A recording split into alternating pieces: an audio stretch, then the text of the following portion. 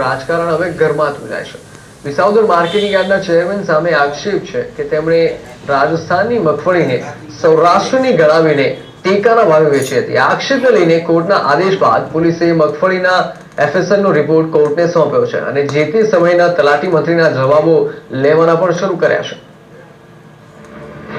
Visavadar marketing યાર્ડમાં મગફળીના કરોડોના કૌભાંડના આક્ષેપો ઉગ્ર બન્યા છે।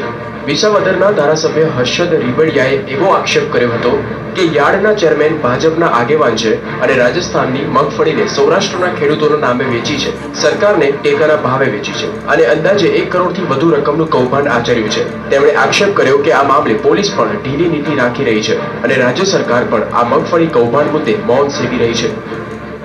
ખંભાળિયા મંડળીના પ્રમુખ જયંતિભાઈ ગોરધનભાઈ ફુવા તથા જૂનાગઢ વિસાવદર યાર્ડના ચેરમેન વિનુભાઈ અપાણી આ બંને સાથે મળી મગફળી કૌભાંડ કરેલ।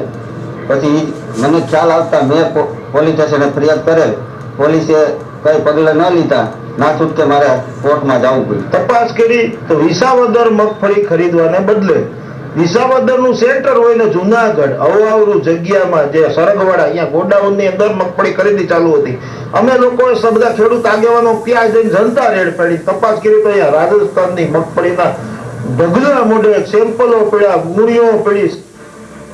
મહત્વપૂર્ણ છે કે આ મામલામાં અગાઉ વિસાવદર કોર્ટે પોલીસને 1 માસમાં તપાસ કરવાના આદેશ કરતા પોલીસે મગફળી કૌભાંડની તપાસ શરૂ કરી હતી અને સરકારને વેચેલી મગફળીના માટીના સેમ્પલને FSLના રિપોર્ટ કરવા મોકલ્યા હતા, જેમાં આ મગફળી રેતાળ પ્રદેશની હોવાનું ખુલ્યું હતું।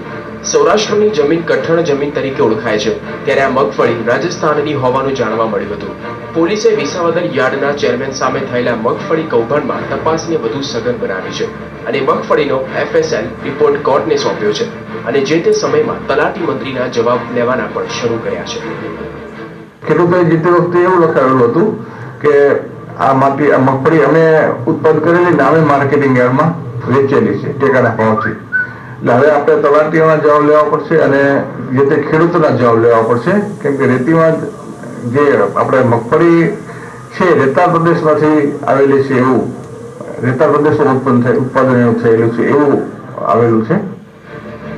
યાર્ડના ચેરમેન મગફળી કૌભાંડમાં સંડોવાયેલા હોવાની ચર્ચા ઉઠી છે, ત્યારે હાલ તો પોલીસે તપાસની ગતિ તેજ કરી છે। આગામી દિવસોમાં મગફળી કૌભાંડમાં કોઈ મોટો ખુલાસો સામે આવી તેવી શક્યતા પણ નકારી શકાય તેમ નથી। Bipin Pandya, VTV news, Junagadh. તો સૌરાષ્ટ્ર ન્યૂઝમાં આગળ વધીશું તે પહેલા